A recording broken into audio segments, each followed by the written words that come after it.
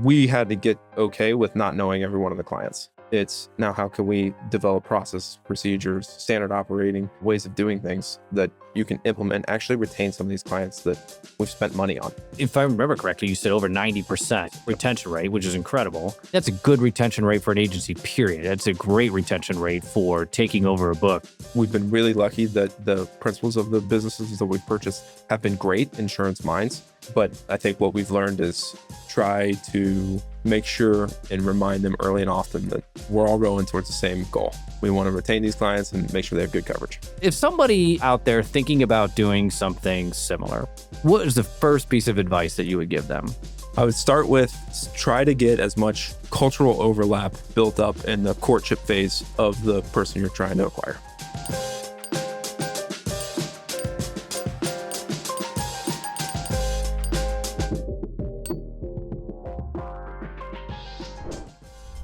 Jim, I'm excited. There's about 50,000 different threads I could pull on this interview, but a couple of things are, one, I want to start out with, tell us about your first policy.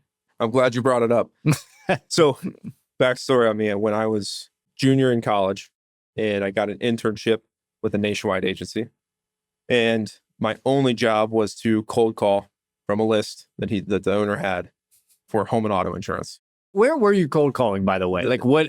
You know what? His office was awesome. And he gave me my own office. So I was able to close the door and get in there. And I've never been on the phone before. I've had other jobs as a college kid, but this is my first office job. And so I'm cold calling and I'm hitting nothing and nothing and nothing. I'm getting my licks on the phone.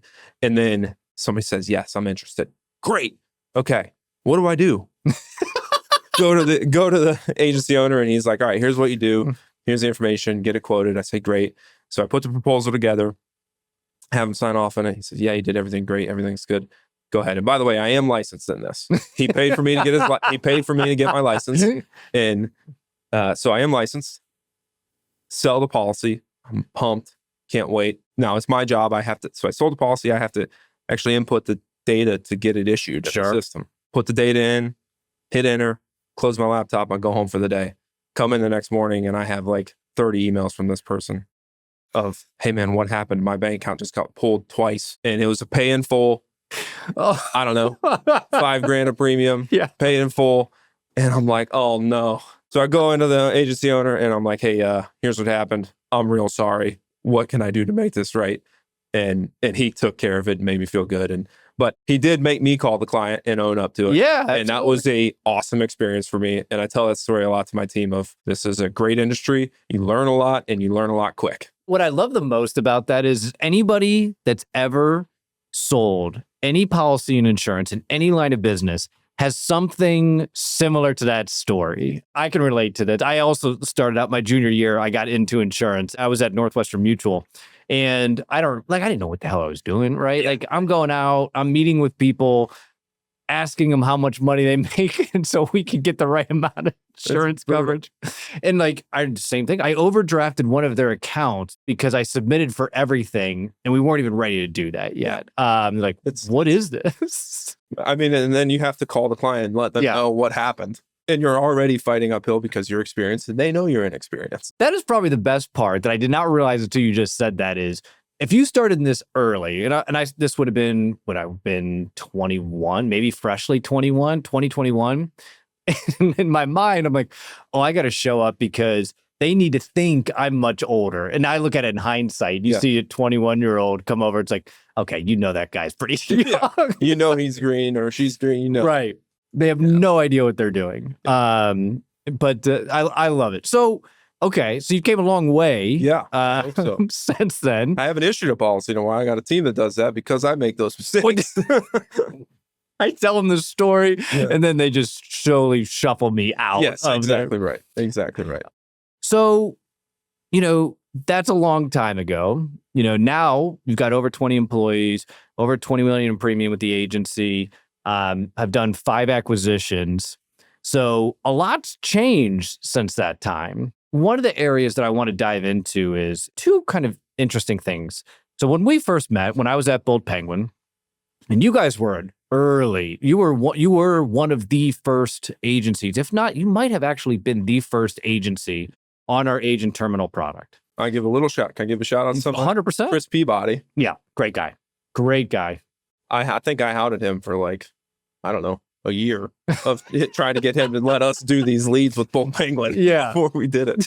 Well, I love that because you guys what you didn't know like behind the scenes was this product wasn't ready. It wasn't even close to ready. Salesman. He's a great salesperson. And so that's how we got to know each other. You had a digital agency.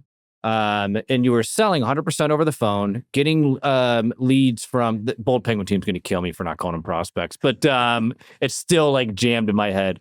But you're buying leads and or prospects from Bold Penguin and selling and closing is over the phone.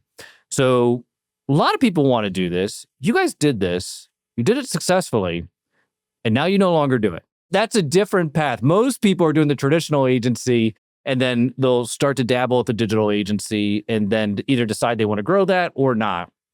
What led to that shift? We had a few different iterations where we thought we were going to be 100% digital and we were going to scale. We were going to have this huge division that was just this strategy of taking inbound leads and selling them and then servicing them. And then as time went on, we kind of found our identity. I say we, my business partner and I, when we started in 2019, that's kind of was a strategy. And then one of the things we've done really well is just pivot along the way. We did a great job with the digital platform. We still do a really good job. I think what caused us to stop was we were having some pain in learning how to retain those clients that we wrote without knowing who they are, without ever meeting them, without even, sometimes we didn't even maybe talk to them on the phone once and then the rest was email. And so we had, just for us, at the size of our agency and the resources we had, it was a challenge to retain some of those clients. So in doing that, we decided, all right, if we pivot, and then at the same time, we got some luck in some of the acquisitions, it was a good time for us to kind of reset and say, do we need these online digital leads to keep growing? Or can we take what we've learned and apply them to some of these acquisitions? Because in a lot of ways, it's very similar. If you have a person you've never met before come into an inbound lead versus in an acquisition, we haven't met those customers that we've acquired. It's very similar in how we try to retain them and develop and forge a new relationship. Yeah. So this is the area I want to dive in deep on because I think it's really interesting because you're right. And I had a field agency and I had a digital agency personally. And it is different when you don't know this person whatsoever. There's no relationship. It's pretty much pure script. And you're going through those different pieces. But when we were talking, I didn't even think about that insight of that isn't any different if you're buying an agency, especially if you're buying an agency not in, where your home office is located. If you're buying that in a different state or a different area, something totally different. When did you guys have that first realization that, oh, this is very similar? Probably from the very get-go. As soon as we did the first one, what JB and I had to understand is because our vision was to grow to a certain size and still is to grow to that certain size. We're not there yet. But we had to get okay with not knowing every one of the clients. And that's kind of a tough thing initially. But then once you get okay with it, it's now how can we develop processes, procedures, standard operating ways of doing things that you can implement, actually retain some of these clients that we've spent money on. That's where I think we have to continue to get better. But when we realized it was the first one and we lost a handful of customers without applying some of those digital tools that we used and trying to make it a little bit more efficient than what they were used to getting. So I think I've got an answer for this, but I'm more curious to hear your answer on this. Why did you not use those tactics that you used on the digital side from the jump? That's a real simple answer. We're not the brightest people. My business. That was not the answer. We're not the brightest people. No. Honestly, that's probably, there's something to that. But really, it was we viewed them completely separate growth models. So as we had our digital platform, and we still did some leads while we were acquiring, we viewed them as two totally different things. Mm-hmm. And in hindsight, we probably shouldn't have. They're more connected than when we thought. I think there's a little caveat in it in that through these acquisitions that we've done, we've been really lucky that the principals of the businesses that we've purchased have been great at insurance. They've been great insurance minds. So a lot of their clients were used to getting good insurance service. And that laid a really good foundation for recommending maybe a bigger coverage or recommending you have a home and auto, but no umbrella. They were more receptive to that than maybe some of those digital leads were. because they didn't have that foundation built, that these former principals did such a great job of building up their clients to understand what quality insurance is. Yeah. So essentially, you didn't have to deal with the uphill battle that it was going to be with a digital lead in, okay, one, I don't know you. Two, I'm going to try to get you onto additional policies. Yeah. When you came, you were shopping online and you came for a single-minded purpose. But now that you have somebody so it's like, okay, how exciting was that when you realized that could happen? Yeah, it was great. And honestly, it's worked both ways because we've retained, so we actually wrote a good chunk of it. And it's what we have, I think, during the hard market, we lost some of it, but what we've retained is actually really, we've trained them to be, they've been buying into what we've been offering in terms of quality insurance and why it matters, and they're good insureds. Right. So it's been kind of it's playing off each other. So when let's walk this through, like you buy a book. What does that look like? Like, what does that process look for you, like for you guys when you first take on this book? Deal's done, ink signed, everything's. One of the things that we have the advantage of is that we can tailor it to, we have certain things through the integration process that we have to do, some of the back office stuff, but we can tailor it largely to what that owner wants to do in terms of, we can go fast or we can go slow. Sometimes we'll make an acquisition and we don't do anything for 6 months, and that's okay because we've got the internal processes to handle it. And there's other times where we want to go a lot faster than that. But I think it's very case dependent on, and it also depends on what the clients need at the time. This integration process with these digital tactics, what does that specifically look like? Yeah. What are you doing to retain them, like specifically? I think there's a little bit of change management involved. Sure. A lot of it is. And that's mainly my role, is to help, once we get these, is to integrate them in and get cultural buy-in. That's kind of like the base that I try to build off of. How do you do that? Well, first it's communicate our core values and what we think separates us in the marketplace. And then we try to get them involved in our processes soon. However, we're not the people that are going to come in and say, hey, you have to do this way overnight. I think a lot of our change management and our cultural buy-in comes in from, hey, let's go through this XYZ process and tell me where you think we might be able to improve it. And I do that with the new folks, because then that gets them to buy in. And they often have great recommendations that we can actually go and implement. But I think a lot of it starts with letting them know that our culture is one that is, first and foremost, let's provide good quality insurance to the customer, sound advice. And then after that, let's treat each other the way we would like to be treated. Yeah, absolutely. So change management's done. You've got this, we've got buy-in. Now it's time to actually start to cross-sell, upsell that book. Yep. What does that look like? So we just divide it out into, we have, for personal and commercial, we have a structure of a account associate, account manager, and account executive. And you get placed on one of the teams of 3. And that's when we start to build into, okay, let's identify accounts that have opportunity, and then who's going to do it and when are you going to do it. How do you identify those counts? We use management system, and then we have our standard level of coverages that we would like to offer. So home and auto account, the auto needs to have $250,000, $500,000 auto liability limits to get granular. If they don't, we're recommending that we're quoting it and giving them a recommendation on, hey, we think you might want to look at this. And so far, the reception has been really good. And the clients that we've acquired have been open and receptive to this, because we approach it from more of an educational standpoint rather than, hey, we're the new folks and we're just trying to sell you more.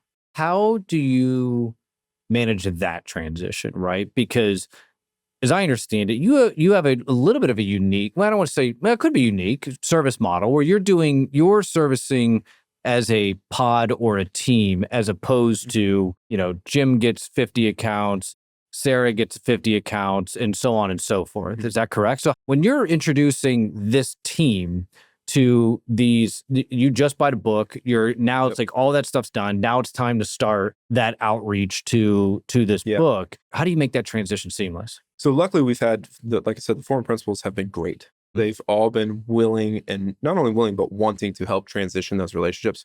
They care about their clients, and we care about their clients too. I think that's part of the reason that they choose to go with us in the first place, is we really do care about the clients getting the right coverages and getting what they need.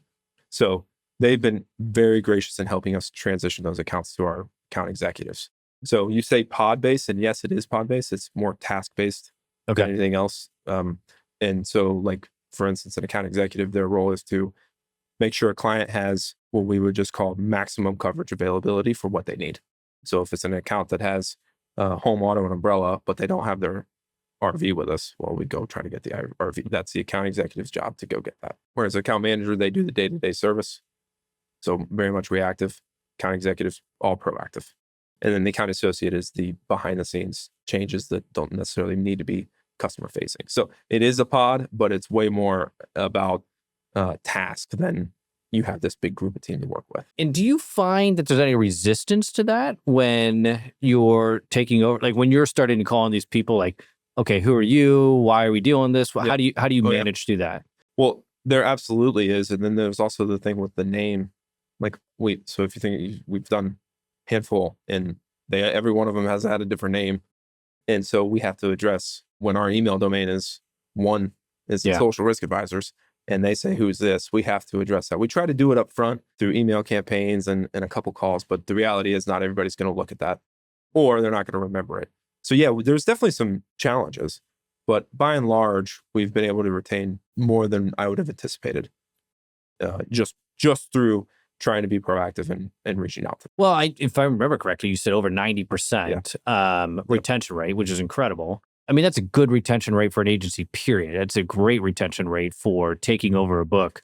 Why the decision to keep it or make the transition and add the extra friction of keeping the name INSocial as opposed to maintaining the name that they knew? So we that's another one we kind of decide with the owner and say, hey, what do you think about the name? Prioritize it. So there's some where we've kept for a long time. There's some we do right away, and we're flexible and open. What we found is operationally, it's a bit smoother to have just one name, and you kind of reduce confusion that way. For instance, our people, when somebody calls in, if they were to say INSocial Risk Advisors, thanks for calling INSocial Risk Advisors, there's a lot of our clients that may say, who am I calling the right company? Right. And why we don't answer it that way is because we don't want to seem disingenuous, because we do really care about them. So, and I think that can come across a little disingenuous if we say this and then it was an acquisition. But the reality is we're a much different acquirer than most other people that are buying agencies, because we have such a long runway in this business. We really want these clients to stay and be very happy. Yeah. I mean, I definitely agree with doing that for sure. I think, and the reality is that brand's going to carry through in the long run. So a couple of things I'm curious about is like when you first started doing this, what was some of those early road bumps that you didn't see coming?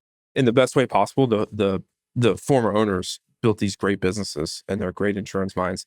And I think what is a challenge is trying to make sure that they're aware just how much we care about the clients and that their reputation stays intact and that we do a good job for them. Because I think that can get lost a little bit in the shuffle. And if you don't talk about it a lot, you don't make it a priority for them to feel like we really have their best interest in mind, which we believe we do. That doesn't mean they're going to agree with every decision we make. But I think what we've learned is try to make sure and remind them early and often that we're all rowing towards the same goal. We want to retain these clients and make sure they have good coverage. Well, I have to assume I'm just putting like my own personal founder hat on, that this is their baby. They've built this. So their clients, they feel that every single one of those clients is absolutely personal to them. In many ways it is. Yeah. And that can be hard for a founder. So this gets probably back more to that change management piece of reinforcing that, like, giving reassurance. It's like, we do care, like that we actually care.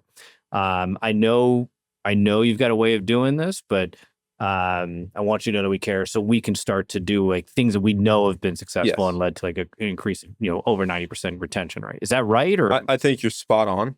And that's where I think we've learned that, and we're still continuing to learn it. But the first couple, it was a little, we didn't know. I wish we would have known it sooner. Oh, 100%. Because the reality is that we might have had some friction, but we were all rowing in the same direction. And we were and I'm referencing like conversations with folks that we've acquired that were probably a lot closer aligned than maybe what it seems post-acquisition. that's what we need to continue to get better at is setting the right expectations up front, and then also making sure that, hey, we are on the same, we're a lot closer aligned than I think we think. One of the things I'm curious about is, Dan Snyder, the founder and CEO of Lower, he was on the show and he was talking about, because they've made a lot of big acquisitions, and he was saying some of those early ones, when I asked him the similar question of like, what were some of those, road bumps or mistakes that you made early on when going down this acquisition process? And he said they were too hands off. Like they were more, we're bringing you on, continue to operate exactly how you want to operate. And instead of, and it sounds like you guys probably went through something similar, saying like, hey, here in the next ones, they said like, here's our culture, eventually, like, we want to work you into this, and setting that expectation earlier on, as opposed to saying like, hey, we don't want to rock the boat. Exactly. Gotcha. And to be candid, like, we've done some of these acquisitions, and then some of these agencies that have been around for a long time, and we really haven't. And there's some table stakes that we didn't have in place that, looking back, I really wish we had in place. Like standard operating procedure, not having that in place when we did this first acquisition became really challenging, because we had a great vision of how we wanted to do it, but it wasn't fully baked out. And so now we're having others help us bake it. And that probably did a little more harm than good. That specifically what you just mentioned, can you dive into that? Where you're saying like that, like what was that you would have done differently? So I'll give you just like small example. If we're coming up with, okay, this is how we're going to renew a commercial account that's with XYZ carrier, or this is how we're going to input it in the system, in our agency management system. This is how we're going to use this agency management system to help us renew this policy. And here's where this button goes, and here's where that tag goes. And it would have been better, in hindsight, it would have been better for us to just build it, instead of having somebody that we've acquired in so many senses feel like they had to help us build it. So it's great now because we have this stuff built. So we're way more prepared and way better suited now to integrate and have a smooth transition, and really just focus on the cultural stuff. Because without having that table stake stuff, that simple thing like that procedure in place, it made it really, really challenging to try to enforce it when we didn't have it in place already and they were trying to help us bake it. If I'm playing that back, what I'm hearing you say is essentially, we have a best practice that we know works, and it aligns with the vision that we have. Like, we can implement these things. We can take, like we said earlier, we have these digital tactics that we know work for clients that we've never met before. Yeah.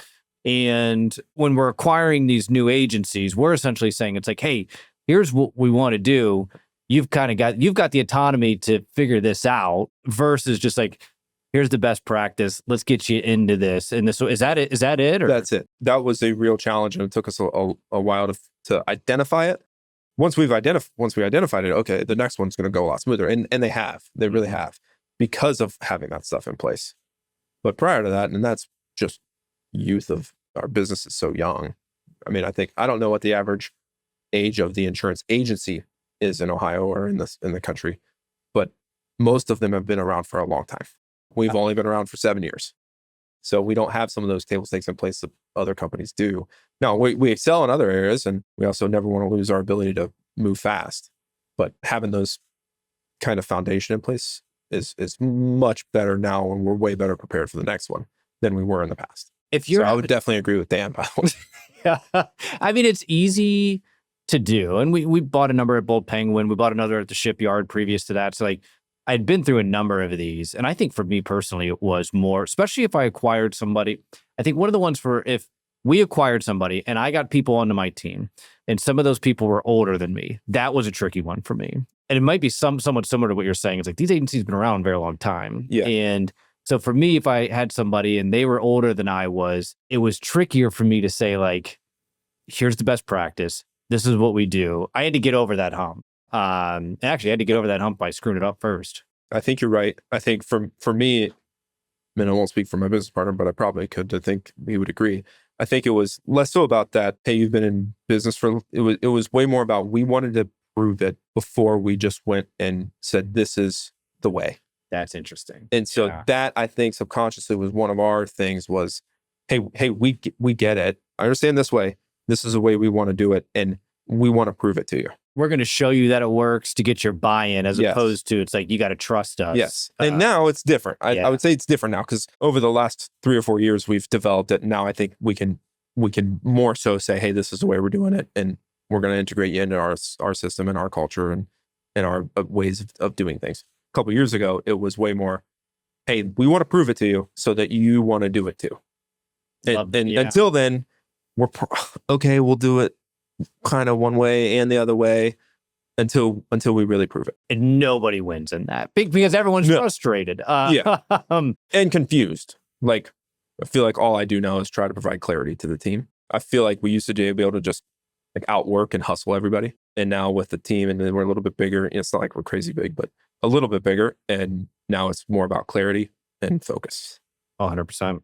So how early in the process now do you set that expectation? That's like, hey, or is that even a selling point? I could probably see it as a selling point, but I could be way off on that. I wouldn't say it's a selling point, but it's definitely something that makes us comfortable post-acquisition. So it makes us really confident going into something and saying, yeah, we're interested in this deal and we know it's going to work. And so it gives us that self-belief that we need to say, yeah, that we can actually do what we say we're going to do here. And I would say another person that probably needs that belief are the banks. Is that fair to say? Absolutely. They need that. Can you walk us through the craft brewery? It's not just food and beverage. We started our business 2019 with a small book of business that we purchased. And then we were growing organically and through the digital platform. And then January of 2021, which is right in the middle of COVID, there's a book of business that's only food and beverage. So it's bars, distilleries, restaurants, and breweries. Perfect for the time. Like most places were worried about staying in business and not going out of business. And also it was in Indianapolis and it was a little bit of rougher time there. Remember some of those riots? Oh, 100%. Absolutely. So it was just a little bit of a tougher time. But we really liked the producer, and he's actually our best producer still. He's doubled the book. He's done amazing. And we think he's great.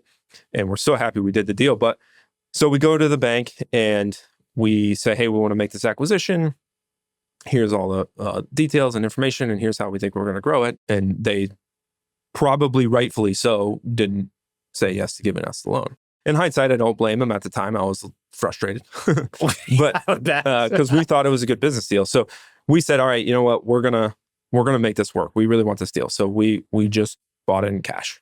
And I'm really happy we did because, like I said, that book has doubled since we did it. And it taught us a valuable lesson. It's kind of like assessing a client and their exposure. As banks doing the same thing for us. So we got better at submitting our submission to the banks and doing better. And actually that strengthened our relationship with the bank because then we proved that we could make a deal like that work without them helping us fund it. And so then deals after that got a lot easier to do with them. I bet. And I bet that's, you could take that same story to almost probably any bank. Now, I mean, you've got a full body of work, but as a proof point within the story, I have to assume that SOP is probably huge for the banks. And of course, over 90% retention rate. So you got a lot going for you. Yeah, knock on wood. So we're not real bright. we tell each other that a lot. I'm saying my business partner. Yeah. Who's fantastic as well. Yeah. If somebody is, out there thinking about doing something similar, they want to start to buy, books. Maybe it's a small book, maybe it's a little bit bigger book. What is the first piece of advice that you would give them? I would start with try to get as much cultural overlap built up in the courtship phase of the person you're trying to acquire. Because I think for us, that has been a key to our success. We talk about niches for our producers to go hunt. We have a niche in who we're trying to acquire too. So we take the same approach to these as we would just going to find any client for the insurance. Trying to find as much cultural alignment from the get-go it just pays dividends once you close the deal. How do you it helps you close the deal, but it's less so about that and more so about what happens after. How do you find that during that phase? Asking them questions and then trying to, at least the perspective we took and the approach we take is let's learn as much about them as possible. And genuinely, we are interested in learning about them and how they do things and how they build a great business. Because that's one thing about this industry is there's so many insurance agencies. I could talk to 20 different ones, and all of them have really cool clients. And I think it's great. They might have different levels of resources, and there's been some that we bought that didn't have a management system, but they have some awesome commercial accounts. And so I just think that it's such a great industry. But how we build that is ask them questions, learn about their story, and then try to make sure we can communicate the fact that we want to make sure that they get what they want out of their perpetuation. Because if they can get what they want, then it's going to work better for everybody. Correct me if I'm wrong, but you don't limit yourself to geography. No. How much does that help? I don't know.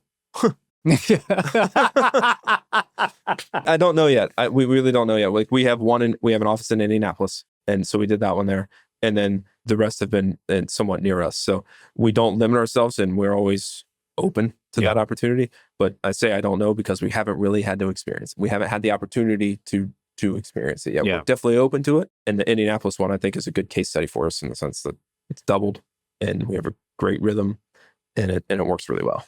Correct me if I'm wrong on this. This is an assumption. I don't know. I'm just curious. Are you specifically buying books that have a niche that you guys can then just run your playbook on? Would love to do that. No, but the answer is no. Okay.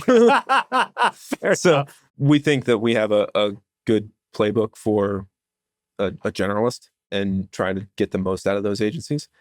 And we also have a good playbook if you're really niched. The other thing is we've got some great carrier contracts. So I want to touch on that very briefly, but from like a carrier perspective, the carriers that are doing a really good job of supporting this type of model, what are they doing? The ones that are really standing out. You have to name any names or anything like that, but you can if you want. But like, what are those carriers doing to really stand out?